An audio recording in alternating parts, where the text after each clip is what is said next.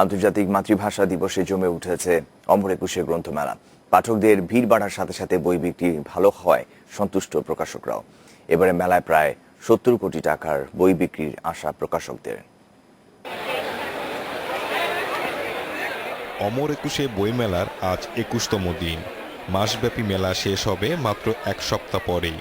দিন গড়ানোর সাথে মেলায় যেমন বাড়ছে বই প্রেমীদের ভিড়, বেড়েছে বই বিক্রিও।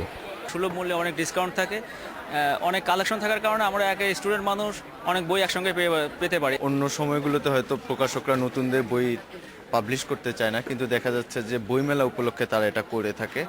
বছরের অন্যান্য সময়ের তুলনায় মেলায় বই বিক্রি হয় বেশি। মেলাকে সামনে রেখে তাই প্রকাশকেরাও এই সময়ে বেশি বই প্রকাশ করেন।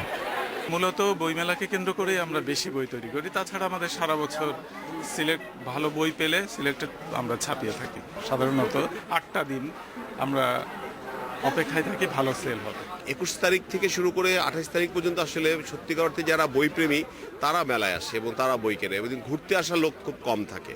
বিশেষ করে 22 থেকে 28 এই 7 দিন যারা আসে সবাই বই কিনতে আসে।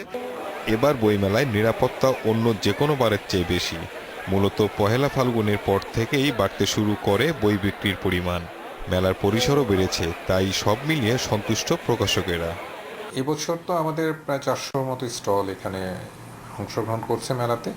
তো আশা করছি যে 70-75 কোটি টাকার মতো বিক্রি আমাদের এবছর হবে।